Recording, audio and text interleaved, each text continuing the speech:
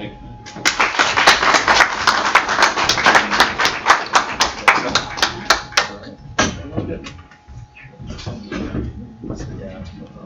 We'll now hear from the chair of WAIS, Cameron Sawyer, who is a JD from my alma mater as well, the University of Michigan, and has lived in Moscow for over 20 years, since the early 90s. 24 years. 24 years. And he will be giving a complimentary talk, and in many ways a dissenting view, I believe. Not at all, actually. Okay, in no way. Very complimentary. A very complimentary talk to Romans about present developments in Russia. So it's a pleasure to welcome Cameron Sawyer to the conference. Thank you, John. The only dissent I have with what Roman said, besides some not really important factual points, which I won't go into, is his sense of optimism about the situation in Ukraine. My opinion is completely different from that optimism. In fact, I think that this is, I've been interested in world affairs and geopolitics and history of world affairs and geopolitics since I was a little boy. And I don't think there's ever been a moment in history that I've lived through which was blacker than what we have now. So I'm revealing my ideological bias now. I'm an extreme pessimist.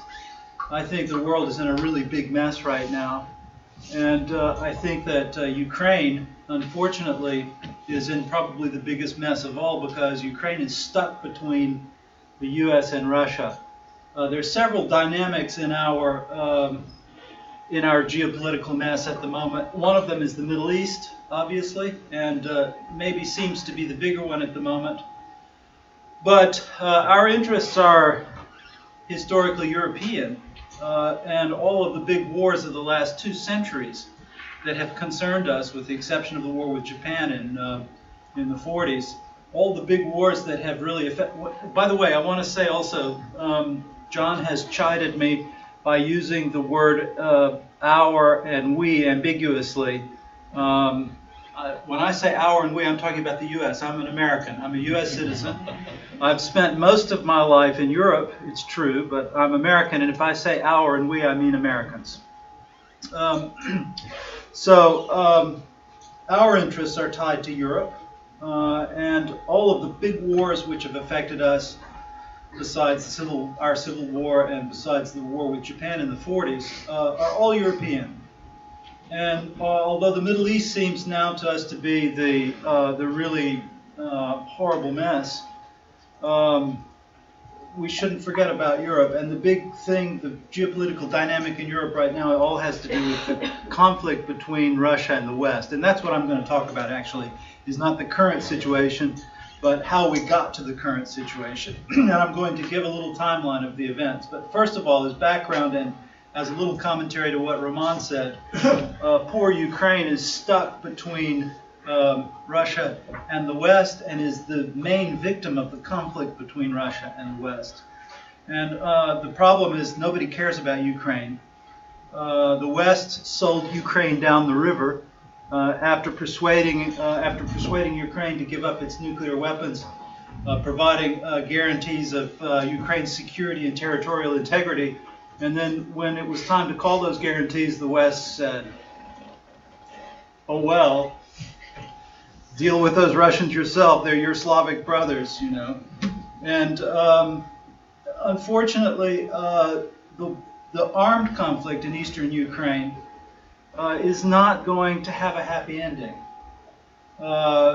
It's great to hear people feeling optimistic about it. You have to have a feeling of optimism to do anything. But the fact that the shooting has wound down temporarily, the fact that there are talks going on, that means nothing. Look at Abkhazia. Look at the situation in Nagorno-Karabakh. This is what we call a frozen conflict. This is a new form of warfare.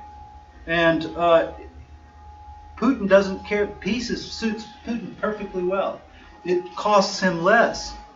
And he's achieved all of his goals when the combating parties have fought themselves to a standstill, and they shoot at each other's border outposts. This is not a game. This is not progress.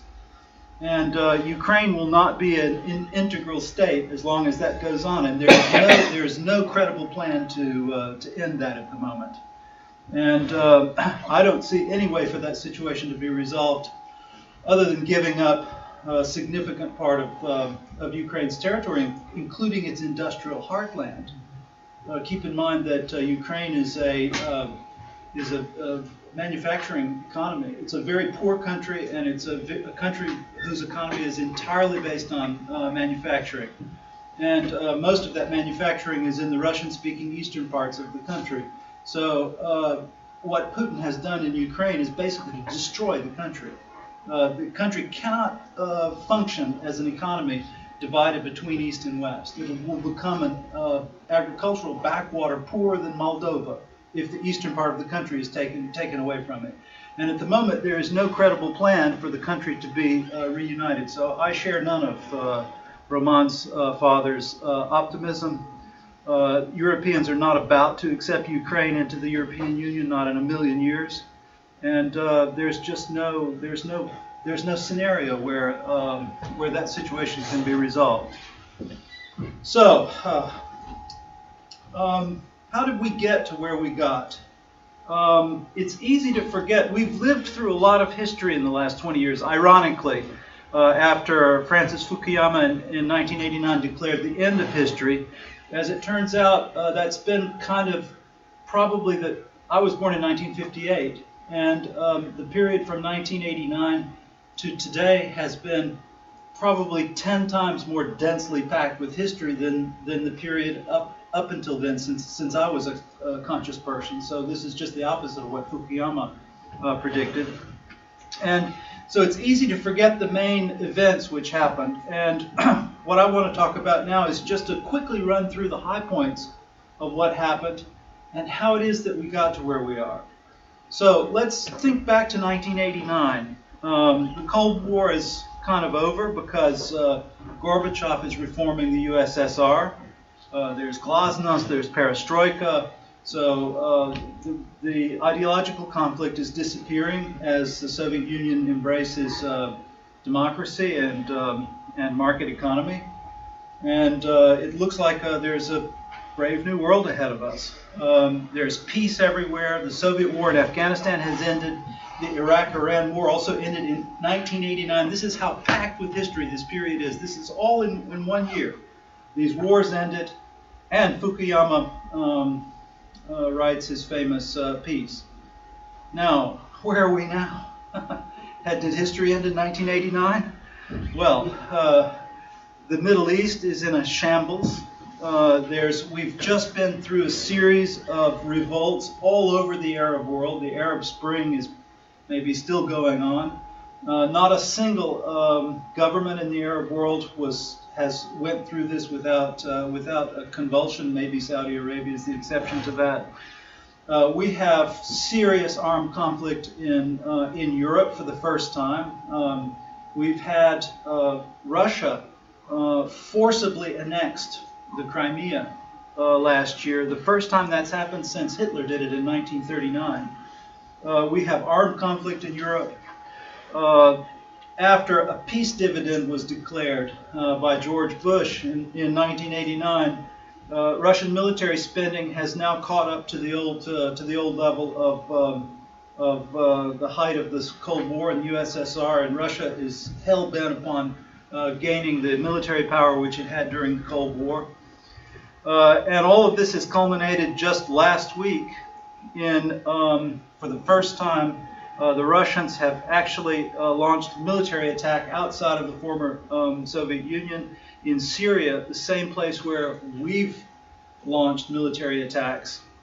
And it looks like we may be on the verge of a proxy war. How the hell did we get to this position from that? Is this what we expected in 1989? And how did our handling of the relationship with Russia affect that? And how did the Russians' handling of their relationship with us affect that? This is, I think, one of the main geopolitical stories of our age, and unfortunately, it's a really sad story of stupidity and mistake after mistake after mistake on both sides, in my opinion. So, 1989, George Bush promised Gorbachev that in case Gorbachev doesn't intervene in the collapse of the East German state, that the West will not expand NATO eastward. Gorbachev told Bush, frankly, that he was not inclined to do what the Soviet Union always did when its satellites in Central Europe tried to go their own way. He was not inclined to do that, but he did not want for the West to take advantage of that, to push NATO forward and to compromise the USSR's strategic position. So we know how that all turned out. This is very much reminiscent of the promises to Ukraine about Ukraine's territorial integrity. The promises to the USSR about its strategic position ended up the same way. The Berlin Wall falls. The GDR ceases to exist. Fukuyama publishes his famous article. George Bush says we're getting a peace dividend because we no longer have this military problem with the Soviet Union, and we won the Cold War, right? Our system has prevailed. All that's behind us. Now we can concentrate on being the world's only superpower. That's 1989. 1991, the logical results of these events continue. The Warsaw Pact is dissolved. All of the Central European communist regimes have been overthrown, generally peacefully. We've signed the START I treaty with the Soviet Union, which results in massive nuclear disarmament. It looks like the world is becoming a safer place. The Cold War is officially over. In December 1991, the Soviet Union is dissolved.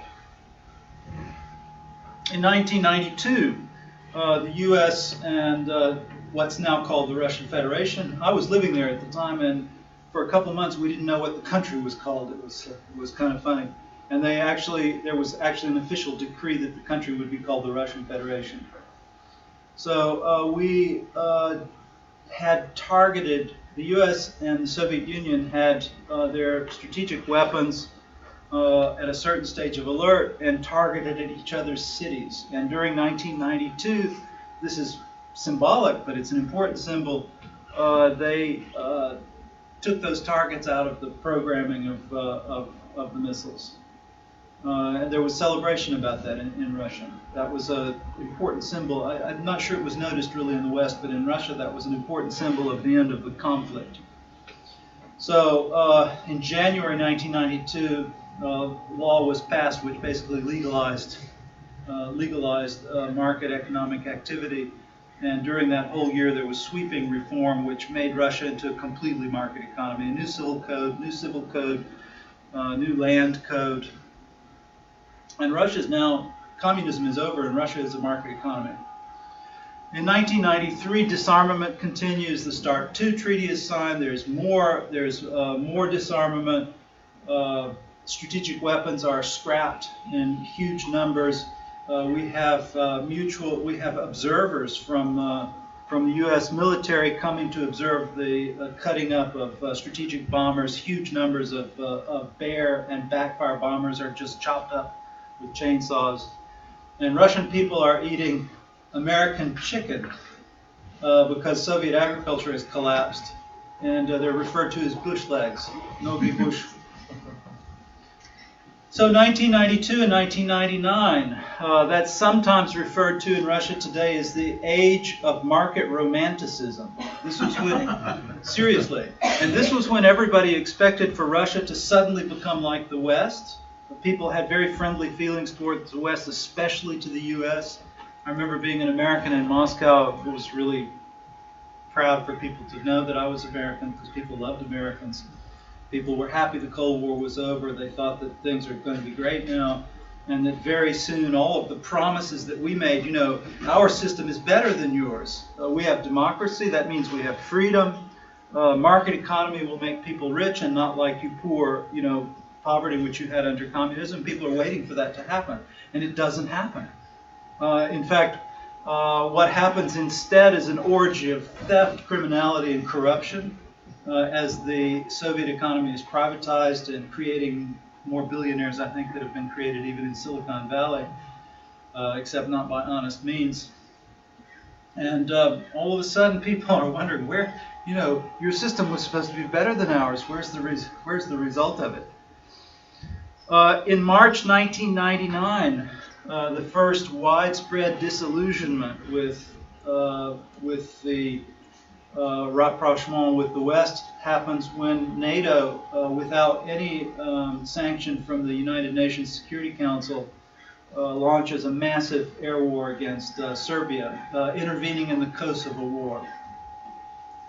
Russia protests, and everyday people in Russia realize suddenly that the West is maybe not our friends after all. And there's also widespread discontent with the Yeltsin government, which has been building up during this period of chaos, economic chaos, and crime. And now Russians see suddenly that they're impotent in the world scene as well. And in 1999, contrary to the promises which had been made to Gorbachev, Poland, Hungary, and the Czech Republic, who were Warsaw Pact allies of the Soviet Union, now joined NATO. About this time, onto the scene comes Vladimir Putin. It was on New Year's Eve, 1999, the eve of the millennium, that Boris Yeltsin suddenly and unexpectedly resigned and handed over power to his prime minister, Vladimir Putin. And people thought this is a gray, unremarkable person, an old former KGB bureaucrat who'd been a minor figure in the St. Petersburg city government. He was one of Sobchak's people didn't know what to make of it. But he very quickly set about doing quite bold things. And the first thing he did, and hardly anybody remembers this now, even in Russia, the first thing he did was to push through the parliament a reform of criminal procedure which gave people accused of crimes civilized rights, like we have. This created the right of habeas corpus and other enlightened civilized institutions in the criminal law system. This is bizarre because there was no support for anything like that in the public mind, who were completely sick of the crime. There was horrendous crime in Russia during the 1990s, during all of the chaos, and no one had any sympathy for criminals. And this is the first thing Putin does in office. The second thing he did was to cut taxes. Radical market-oriented tax reform, including a flat tax on personal income of 13%. I wish we had that. And this was tremendously successful and was imitated all over Central and Eastern Europe. I think Ukraine also has it, right, Roman? You also have a flat tax, right? I believe so, yeah. Yeah, I think Ukraine has a flat tax. The Baltic states, although they're European Union, they have flat taxes. I think in Estonia it's 19% or something. And in 2000, however, the geopolitical setbacks of Russia continue. In Serbia, there's what's called the bulldozer revolution. Okay.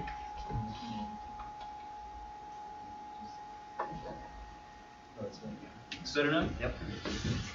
So the situation in Serbia, which really strikes home to Russians, because Serbia is a historical, sentimental ally of Russia. Russia and Serbia have always been allies in every conflict in hundreds of years. And no one, of course, delved into the subtleties of the war in Kosovo. And Milosevic was overthrown, thrown in prison, and that was the end of that. September 11th, 2001. Of course, the U.S. is attacked by Al-Qaeda. This was a fatal moment in U.S. history, a very bad moment in U.S. history, because what followed was worse for the U.S. geopolitical situation than what bin Laden could have dreamed in his wildest fantasies. And Russia still feels close to the West. It's the first country to denounce the attacks, supports the U.S. and UN Security Council, pledges all possible support. And during this time, the economic reforms that Putin has enacted start to take hold. There is tremendous economic growth. People's incomes rise faster than the economy is growing. Life is transformed in Russia, and all of a sudden some of the promises of the market economy start to be realized. There are labor shortages, unemployment is eliminated. Russian GDP goes from being third world to, even now after the sanctions and everything, it's $24,000 a year, which is a European level of life. Compare that to Ukraine, for example, is 8,000. It's 1/3 of the GDP per capita of Russia, and people start to think that there is some kind of bright future after the Soviet Union. Putin becomes extremely popular as a result of this. People do vote their pocketbooks. In 2002, there's the NATO Prague summit where Bulgaria, Romania, Slovakia, and Slovenia, the rest of the Warsaw Pact, are also invited to join NATO. But much more shocking than that to the Russians, Estonia, Latvia, and Lithuania, which are former republics of the USSR and have borders with Russia, are also invited to join NATO. This will bring NATO not only into the former Warsaw Pact area, but right up to Russia's border. So NATO is really tweaking Russia's nose with this. Georgia, the Soviet Republic of Georgia, is an ancient area of interest of Russia. Georgia was part of Russia for several hundred years. The Georgians turned to the Russians in, I think it was the 17th century, for protection against the Persians, and then were annexed by Russia, but it was quite a friendly annexation. And the Georgian royal family became one of Russia's great aristocratic families, and the leaders in the greatest Russian generals were actually all princes of the Georgian royal family. I don't know if anybody knows that. The Bagration, they led the Russian army in the war with Napoleon. There were even Bagration generals as late as World War II. Georgia, of course, became independent. Was briefly independent in 1918 during the Russian Revolution, and then became independent when the Soviet Union dissolved. Georgia had been led by Eduard Shevardnadze, who had been the Soviet foreign minister, quite a popular figure in the West, but as it turns out, as corrupt and brutal as any of them. Georgians got sick of Shevardnadze, even though Shevardnadze was supported both by Russia and by the West. This is a watershed in relations between Russia and the West, what regards the former Soviet Union. Georgians got sick of Shevardnadze, refused to accept rigged parliamentary elections, and forced Shevardnadze, with the threat of public violence, of the likes which we actually saw then later in Ukraine. With the threat of public violence, Shevardnadze stepped down, and Misha Saakashvili took over. Western NGOs and even Western security services were reportedly involved. I don't think anyone knows to what extent, but that was very much in the Russian consciousness. And this is a watershed because this is the beginning of the perception in Russia that the West is systematically cutting off pieces of Russia's area of economic and historic interest. 2003 U.S. war in Iraq. Russia has been standing by the U.S. in all of these matters concerning terrorism and the Middle East, but the war in Iraq is a step too far. Russia changes its position and strongly opposes the war in Iraq. 2004, Bulgaria, Romania, Slovakia, and Slovenia actually joined NATO, as do Estonia, Latvia, and Lithuania. So now NATO has a direct border with Russia. 2004 in Ukraine, the Orange Revolution. Viktor Yushchenko, Yulia Tymoshenko take power from Yanukovych, who are in the bid to succeed this horribly corrupt, typical post-Soviet republic leader Kuchma, and all of a sudden Ukraine has a different kind of government. Western NGOs are heavily involved. I think that involvement at this stage in 2004 is probably exaggerated, but it's very much in the Russians' minds that we have set up all of these subversive institutions, the Carnegie Endowment for Peace, Freedom House, Soros Open Society Foundation, and that we are systematically taking advantage of Russian weakness and cutting off pieces of their historic areas of interest. And maybe worth saying a word about Ukraine and Russia. Ukraine and Russia are essentially, Roman will argue with this probably, but it's essentially one country. The Russian state was born in Kiev. Russia became a state in Kiev in the Middle Ages, in the 10th century, and became Christianized at that time. And Ukraine and Russia have always been basically one culture, even. There is an area between, from Kiev Western, which is ambiguous, that's part of the Great European Plain, which has never had shifting borders all over the centuries, which does have a rather different culture. But Ukraine has been inextricably bound up with Russia economically. Roman mentioned weapons industry.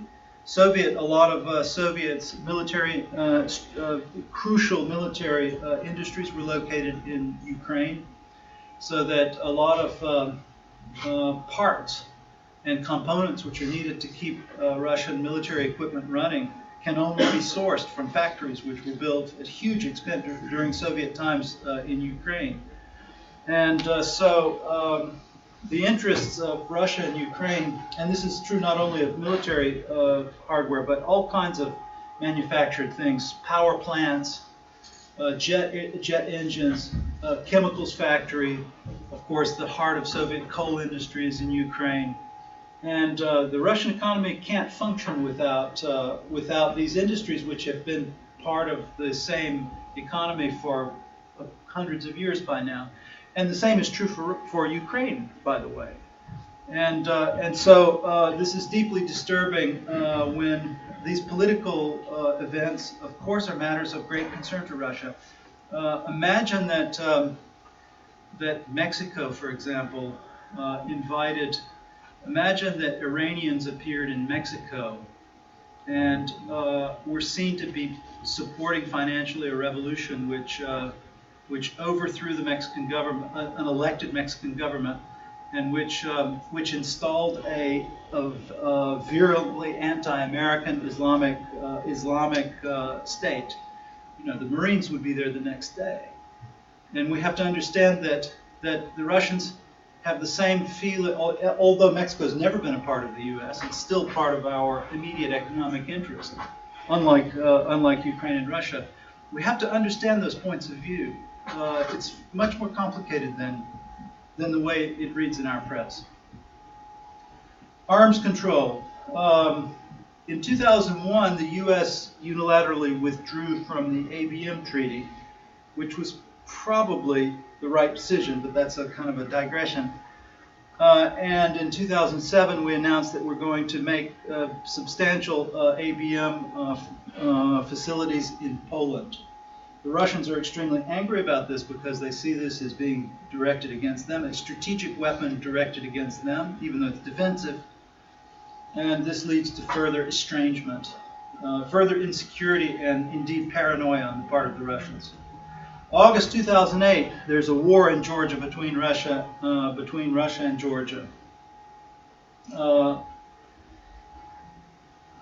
I don't know what to say about that, except that that's a further escalation of the tension between Western interests in the former Soviet Union and Russia. It's over quickly, and it's quickly forgotten, but it's another watershed in the development of our relationship with Russia. 2010, no one notices, but the Orange Revolution in Ukraine is rolled back.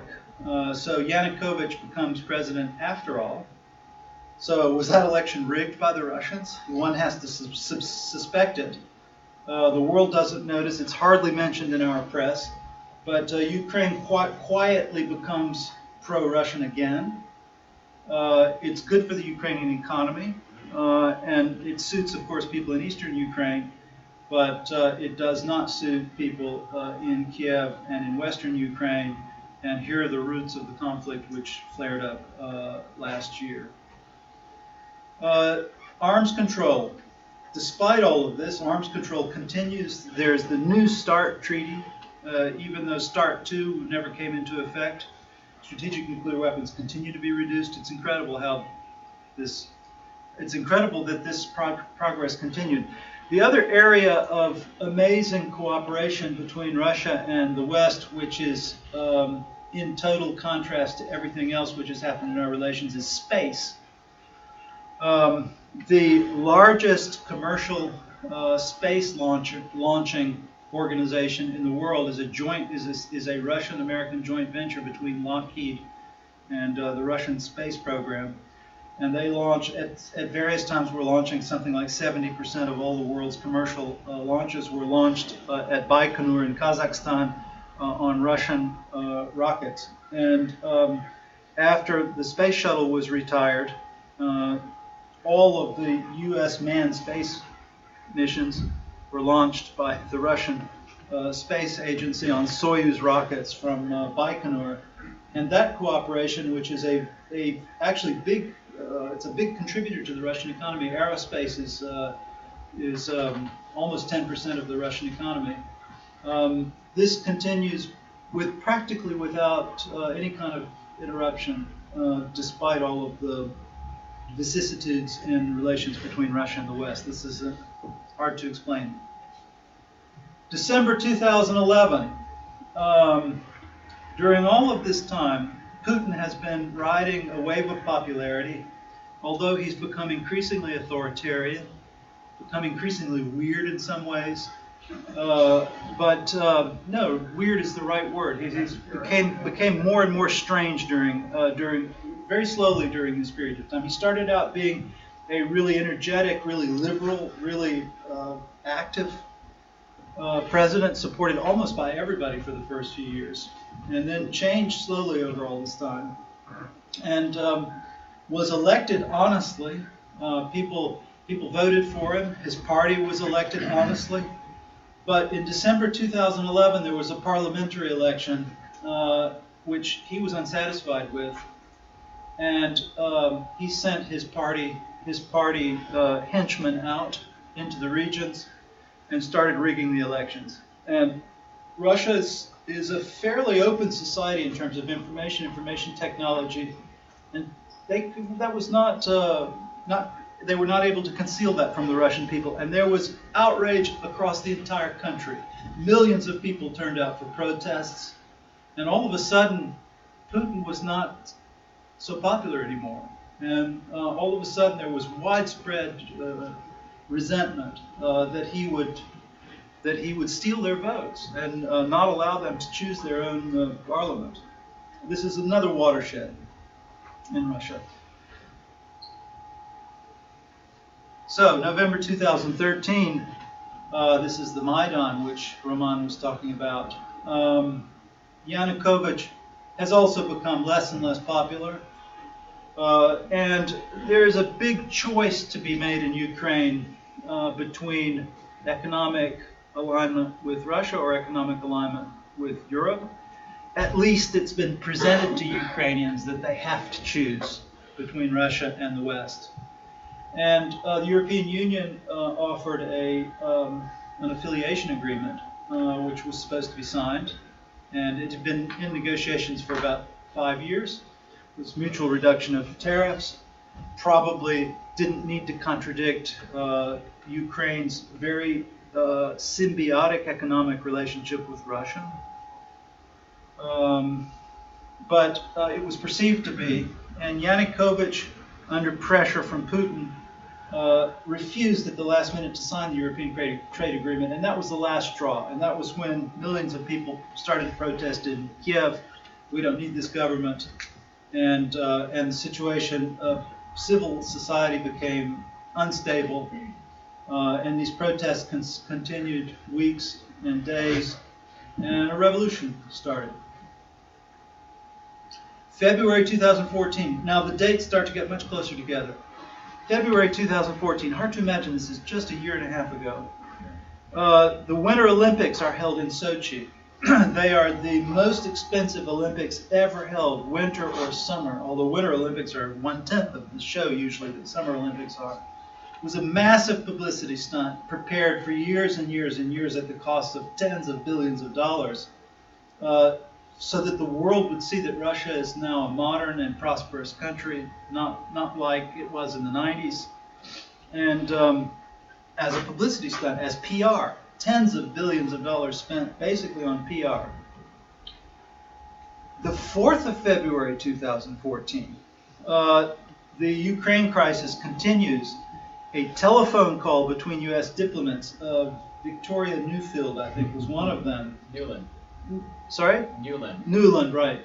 Was one of them, was leaked on the YouTube, where it sounds like American diplomats in Ukraine are actually running the revolution and choosing who's going to be ministers in the new government after the existing government is overthrown. This was hardly noticed in the West.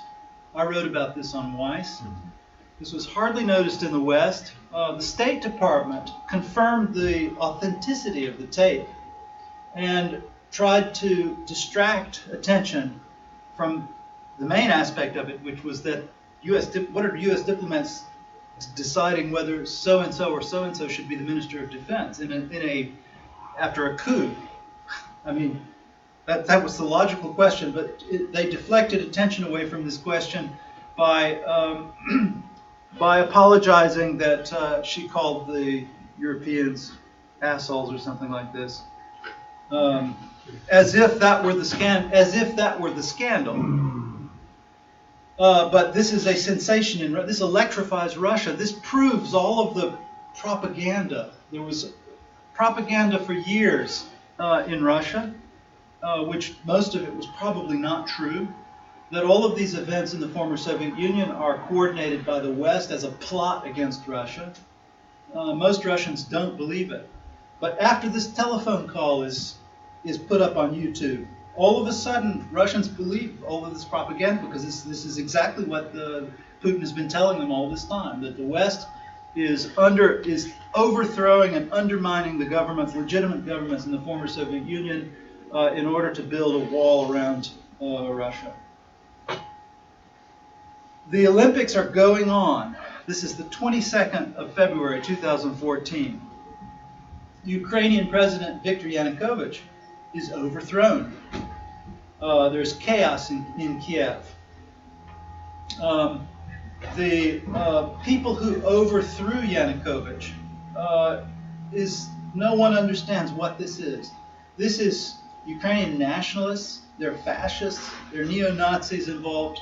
Probably not to any significant extent, but in Russia this plays right into the propaganda that what's happening in Ukraine is essentially fascist and directed against Russia. It's a replay of World War II.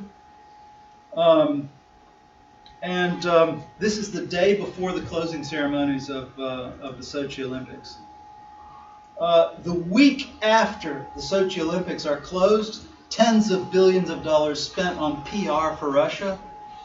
Russia invades and annexes Crimea. The very first time that territory has been forcibly annexed in Europe since 1939, the first time since Hitler.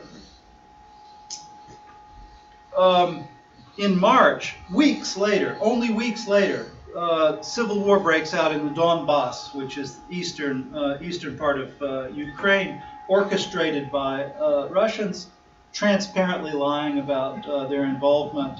It's characterized by the Russians as a native spontaneous movement, but that's obvious nonsense. The main leaders of the rebel forces in all of these areas in eastern Ukraine are all Russian citizens.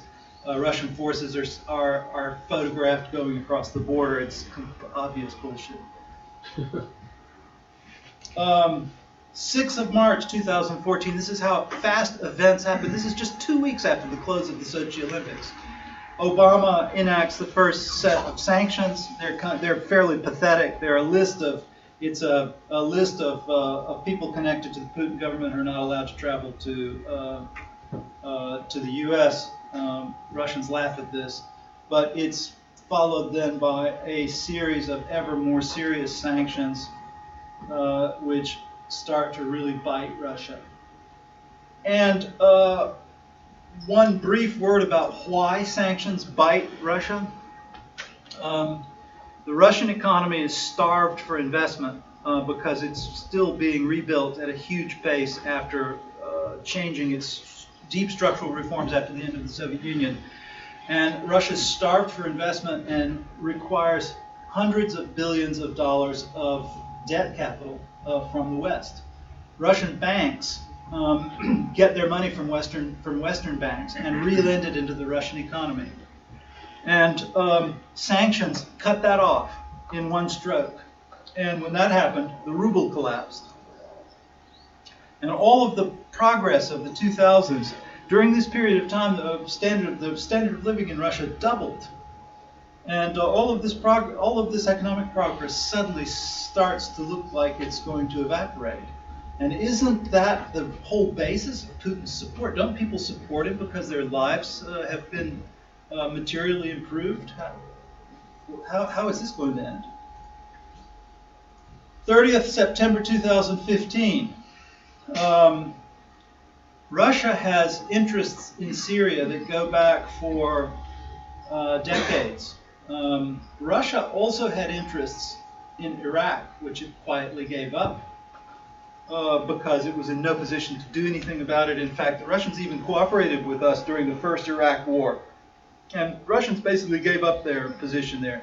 Saddam Hussein was supplied by the Soviet Union. All of his equipment was Soviet. This is a significant support for the Russian economy is the export of arms. Saddam Hussein was one of the biggest buyer of Russian arms, was a client in some ways of the Soviet Union, but the Russians quietly gave that up in the 90s when we had the first Iraq war because they were in no position to project power anywhere outside of being so concerned with their own problems at the time. Syria is the other place where Russia has historic interest. It has a naval base. The naval base is extremely important to Russia because this is Russia's only access to the Mediterranean.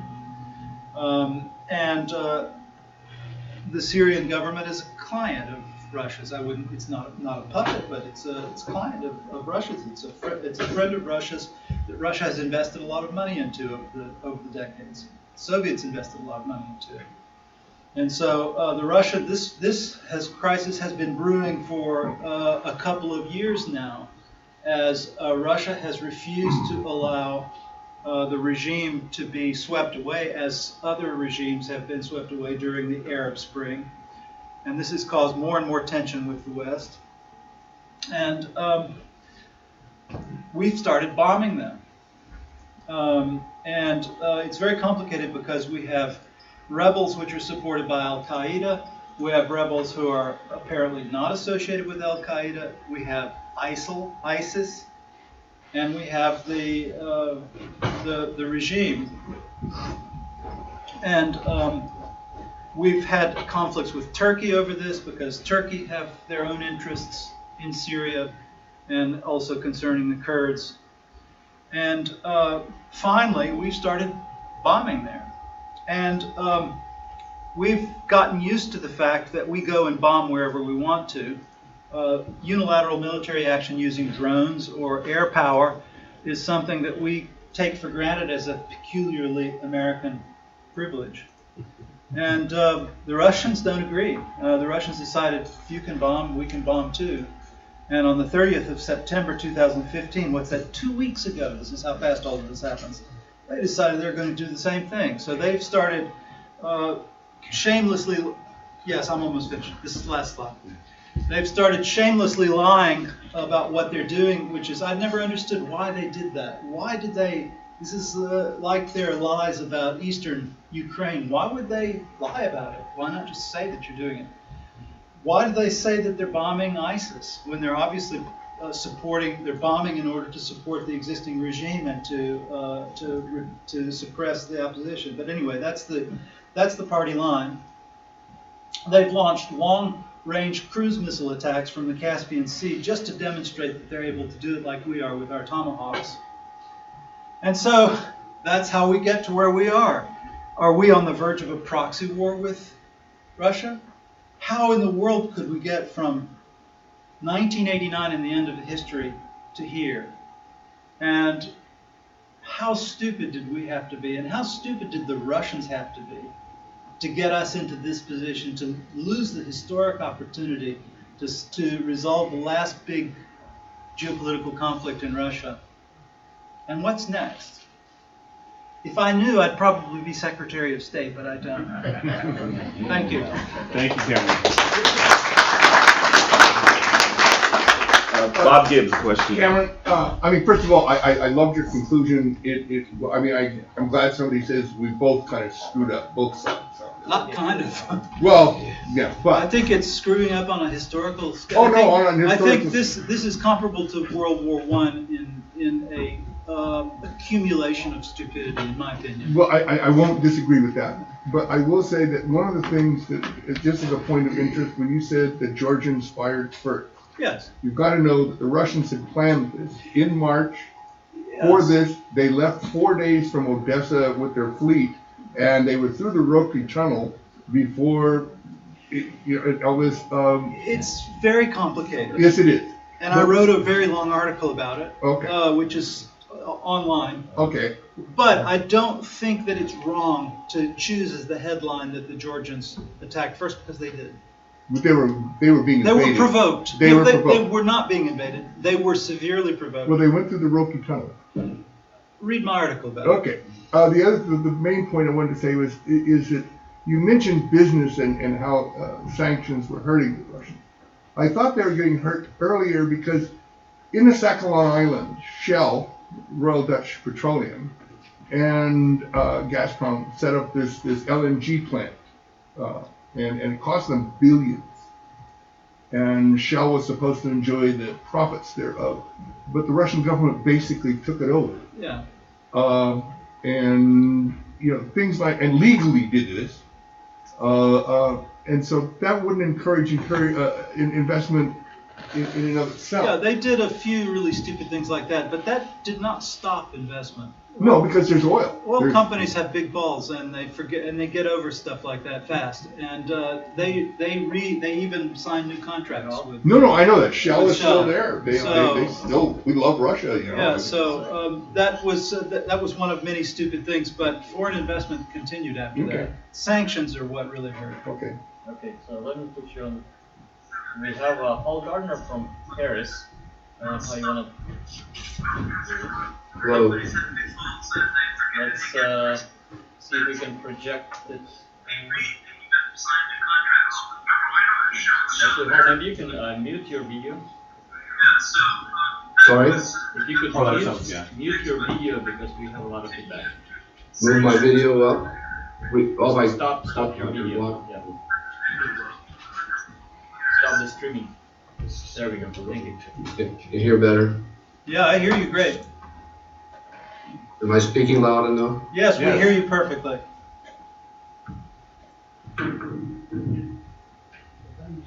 Ask your question. Oh, you want me to ask my question? Indeed. Yeah, I greatly appreciated Cameron's discussion and Roman's as well. I had a few points of vague disagreement, but not crucial. Several. First is the Budapest Memorandum.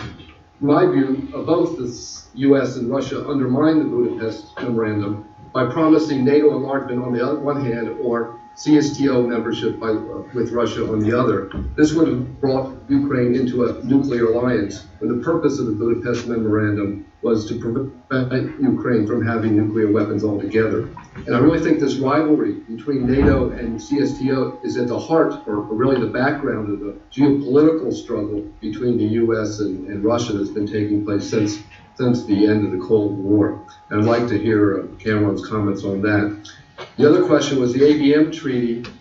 The fact that the U.S. went out of the ABM treaty unilaterally was a big mistake in my view, but I think we should have negotiated a different treaty, and that was actually at least thought about, though it never went anywhere because the Bush administration thought it didn't need any treaties. I can only say horrible things about the Bush administration, but I thought that was one of their biggest errors, in addition to the Iraq War and a few others. That's all. I have so many others. I'll try to hold them for my address. Yeah, I agree with your first point. The second point is a little bit off topic, but I think that restricting the development of anti-ballistic missiles is just wrong. I think it was absolutely the right thing to do to withdraw from that treaty. It shouldn't have been done the way we did it. We should have agreed, and we should have. I think there was an offer to share our technology even with the Russians, which was brushed off as not being serious. If that had been done in a really serious way, I think it might have been the right thing to do. Unfortunately, as usual, we did it in a clumsy and arrogant way, and it resulted in increasing rather than reducing tension. Yeah, I agree with that. I agree with that. Okay, we had Bert and then Phyllis. One technical question and one cultural question. Technical question regards timing. After the Sochi Olympics, we wait a week essentially to spin the global cultural capital that we essentially lose the global cultural capital that Sochi was designed to accumulate. Yeah. And then I guess the other one is Syria, right? It's always Syria, Serbia, where we have these long-term affinities or something like that. But certainly we've seen Russia stand by while Syria dissolved for a few years now. Yes. Right. So I think there are questions of why this, why now. Yeah, this is actually a really important. That touches on a really important point. It's worth spending a second on. Oh, sorry. The other half is, I thought your Kiev point early on was quite important. And in other words, one of the things at issue here seems to be what was an issue in the U.S. Civil War, and that is what does the nation mean? What does it include both territorially and in terms of how it relates to its history and the identity involved? Right. So is Kiev Russian? Right. That kind of question, and how if you will, the local and the regional relate or subordinate or not subordinate to the national. Right. So the sort of ugliness and irresolution that we had to fight our Civil War to resolve. Yeah, those are both superb questions. I wish I had hours to. I mean, that's worth hours of discussion. But quickly, the first thing is really important, and there was an very perceptive article about this in the New York Times last week. One thing that you need to understand about Putin is that he is pathologically afraid of revolutions, overthrowing of governments, coups, and so forth. And he reflexively always supports any existing regime against some kind of revolution. That's his policy. And it's amazingly consistent. And even in cases where the revolutionaries might be better for Russia than the existing regime, he's always... and there was kind of a psychological analysis of this in the New York Times, which may be fanciful, that this came from his experience being in Eastern Germany when Eastern Germany was collapsing and the chaos, and he's simply opposed to chaos. But we have to take, whether that's fanciful or not, we have to take that into account. That is one of the cornerstones of their policy. We, on the other hand, think that overthrow any government here, there, If the people want something different, or if we think if in our opinion the people need something different, just overthrow it. And this is a major source of conflict between us and the Russians. And I can't say that this is not our fault. I think I disagree with our policy. We shouldn't be encouraging chaos in the places that we've done that. We've seen all of the complications during the Arab Spring that can happen. And the Russians see us as a force for chaos and instability, and as a force for overthrowing legitimate governments. They see us that way, and we need to understand that. The second thing about Kiev, that's a really deep philosophical question. Nationhood is a funny thing. I mean, human beings were not naturally organized into nations. The nation is a relatively recent construct. We were tribes. I mean, for most of the history of mankind. Nationhood is a funny thing, and it's built up out of funny things, and it's not inherently stable. And Ukraine is a really good case that's probably one of the biggest challenges of building a nation you could possibly have, because you have this area in the west, which is the great Central European plain, where the borders were never fixed anywhere. That was the Austro-Hungarian Empire, that was the Lithuanian-Polish Empire, that was Russia, that was all kinds of different things in different times. You've got Eastern Ukraine, which people laughed at Putin for referring to it as Novaya Rossiya, as New Russia, but that's what it was called in the 18th century. That was the area which was conquered by Russia by Catherine the Great from the Ottoman Empire, and it was in the 18th century. It was called Novaya Rossiya, New Russia. That never really had anything to do with Ukraine. So Ukraine, like many countries, is an artificial concoction of a lot of different elements. And how do you put that together into a nation and make a nation out of it? It's not easy. And the Ukrainians have not managed to do it. And unfortunately, the Russians are not helping them. Phyllis. I really enjoyed both of these talks. And what I really am still puzzling about is what is the current thinking about Putin among the Russian people, given, one, the economy tanking right now, partly from oil and a lot from sanctions, and two, his increasing bizarre behavior, as you said. Yes. They see that. But at the same time, they're perceiving us in the way that you described as trying to break down stable government. Yes, well, there's a very gloomy feeling of tragedy in Russia right now, and intelligent people all hate Putin. A lot of people have left the country. A lot of wealthy people have left the country. The market for elite housing in Moscow has collapsed. Whoa, really? Moscow is one of the most expensive cities in the world, and you couldn't buy an apartment within 10 kilometers of the Kremlin for less than $1 million. Those prices have collapsed, although the prices for ordinary apartments has held. Moscow is a little bit like London. It's the capital not just of Russia, but of the whole area. In fact, every Ukrainian businessman of any substance has an apartment in Moscow. That's how close the relationships are. And every Kazakh businessman of any substance, that's a rite of passage, just like for rich Russians to have an apartment in London, for rich Kazakhs is to have an apartment in Moscow. And that's supported that part of the, and that continues. But rich Russians are leaving. They're selling their apartments. The market has collapsed. There is a intense feeling of nationalistic jingoism, which Putin has intentionally inflamed in people. And people wear T-shirts which say "Topol не боится санкций." Topol is a strategic missile, and it shows a picture of the Russian intercontinental ballistic missile that says, Topol missiles are not afraid of sanctions. I mean, it's kind of just bullshit.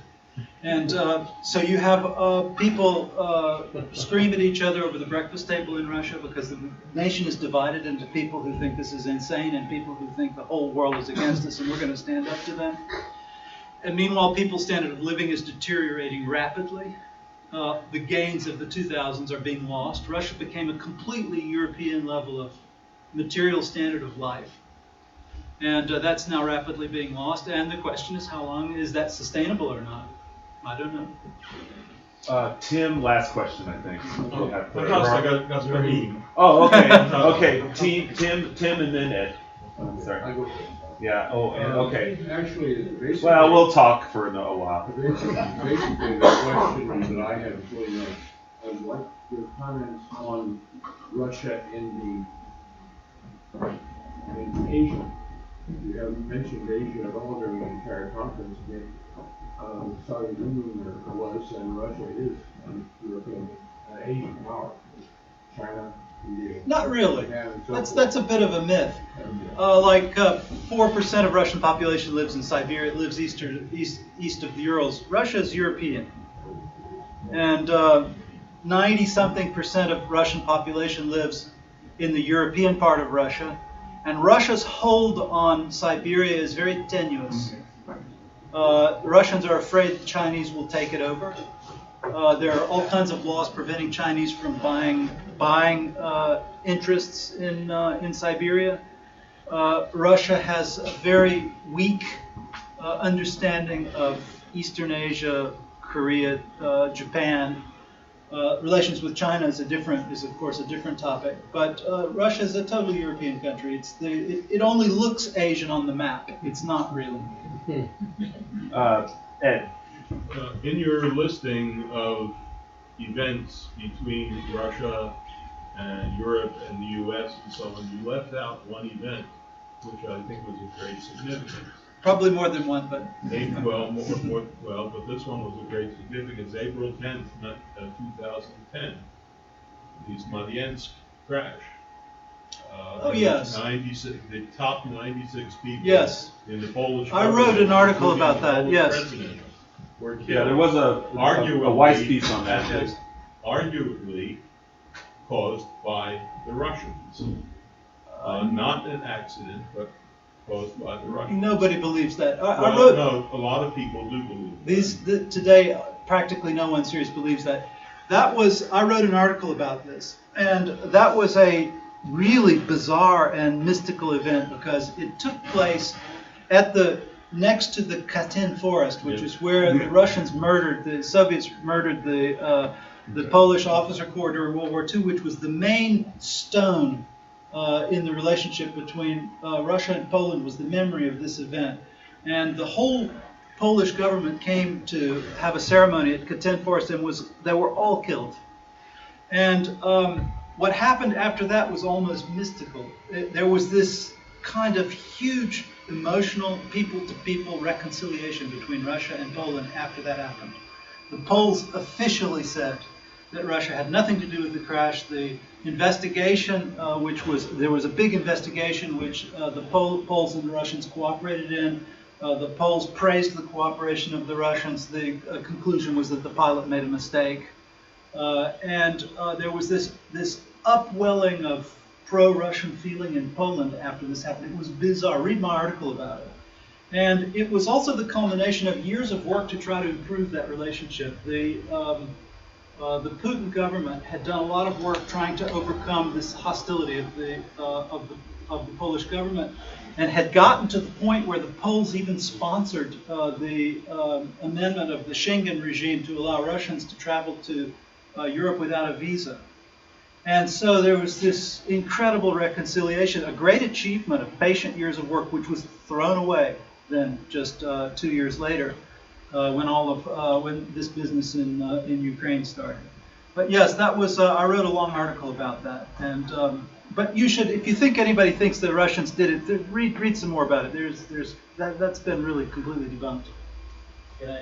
Anthony, well, this will be the last question. I'm sorry. I wanted to ask you to say a few things about the Polish strategic perspectives on these things as represented by a person like Anne Applebaum or Radek Sikorski. What do you think about what the Poles think about this? Well, Poland is another crucial geopolitical partner for Russia. Poland is Russia's window into Europe, really. And the Russians understood that during all of these events, which I was talking about, and they've completely thrown away. That's the single biggest setback for Russia, is the collapse of the relationship with Poland. Of course, the other is the relationship with Germany. Angela Merkel was also Russia's strategic partner, also built up of years of patient work, also thrown away. And that gets really back to the Ukraine situation. That was the massive blunder on Putin's part to take over the Crimea. It was a massive blunder because he didn't count on the fact that Russia doesn't have friends. We can do stuff like that because we shouldn't probably, but we can do it and we get away with it because we have support and relationships all around the world. The Russians don't. And when they do it, they don't get away with it. They thought they would. And they had no idea that he would lose Germany. He had no idea he would lose Angela Merkel. But he lost Germany, he lost Poland, and lost the whole position of Russia in Europe in one day when he invaded Crimea. We're really... Roman, did you have a... Yes, really quick, 1 second. Very Thank quick, you very yeah. much for a great and patient, impartial analysis of the situation. I want to ask you about one thing. Everybody seems to think that the Ukrainian, the Maidan had nothing to do with the opinions of Ukrainians, basically, U.S. versus Russia. What about... I didn't say that, by the way. Well, yeah. Not at all. I mean, that was genuine public disgust. I think the way you described it was accurate. You left out the Western involvement. But other than that, I think the way you described it was exactly right. I've seen a lot of people in the West don't think that really opinions of Ukrainians matter, and I think it was either Russian geopolitics or U.S. geopolitics, and Ukrainians are basically these spineless people that just follow. So yeah, I don't know why that. I don't think that. I don't think. You don't? Okay. No. And But then, I mean, the Ukrainians are screwed though. They don't have any tools to do anything to improve their situation. They're screwed because they're caught between Russia and the West. I guess what I meant to say is that my understanding was that the Maidan started with Ukrainians, but was not spurred by Americans. Yeah, I Unlike mean, other people. I think it was a combination. I mean, the West was involved for sure, and for its own reasons, not because of love of Ukraine. Right. The West was playing geopolitical chess in Ukraine the way it was in Georgia and in other places, and not because it loved the Ukrainians. In fact, it led the Ukrainians into an abyss, I think. But no one would say that it was the Ukrainians just followed along with what the West dictated, other than maybe Putin. I mean, obviously, Ukrainians were in a horrible situation and were tired of it and were not going to take it anymore and went out on the streets, just like the Russians did in 2011. Thank you. Okay. Спасибо большое. Очень интересно.